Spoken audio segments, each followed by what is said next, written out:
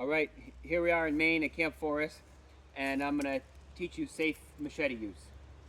Now there's different ways you're going to need to cut something, and this is cutting down a small tree, right? So here's what I do. Everybody pay attention because this is important.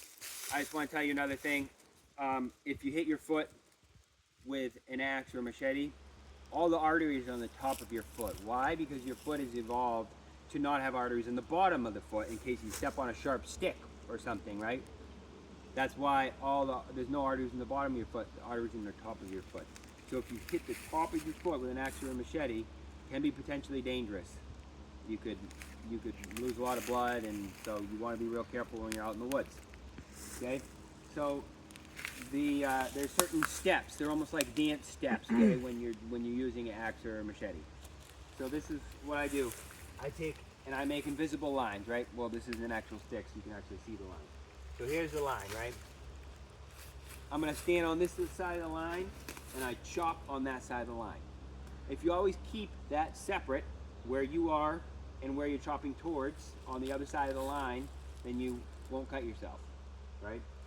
So this side of the line is over there. I'm chopping on that side. You're going to chop at a 45-degree angle, right? Not like this. You don't want this coming at you, right? 45-degree angle, okay? This is just a small tree, okay? 45-degree angle, and I'm chopping that way. So if it fell out of my hand, right, it would go over there. It wouldn't go towards me or anybody else. I also want to make a blood circle, what I call a blood circle, when I go like this with the back of the machete, right? And make sure that that there's nobody close enough that I could cut them, right? You always want to tell people, I'm gonna chop. You don't just start chopping randomly when there's a bunch of people around. They don't know you're chopping. It can be dangerous, okay? So here we are. I've done the blood circle. I've made my invisible line, and now I'm chopping in 45-degree angle away from myself. See that? And now when it went through it, it went over there on the other side of the stick. Now we've cut this little tree, and this little tree is also storm damage. Look, see that? So that's also sustainable forestry. We're not just cutting down any random tree. This little tree has been storm damaged, right? So now we need to get the top off of it too, because it's got a big bend on it, right? So how are we going to do that, right? You want to be careful. Sometimes it's even more dangerous once the tree's on the ground than when it's standing, right?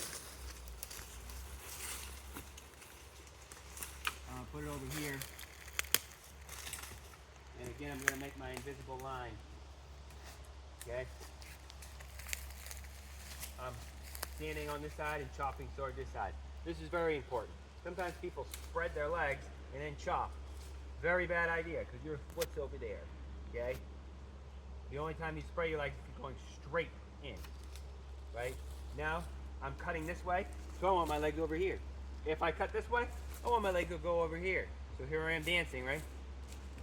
So, see that? So I want to chop over here. I put this on a piece of wood so I don't dull my machete. And I'm going to stand with my two legs over here, and I'm going to chop away from me. There. The end.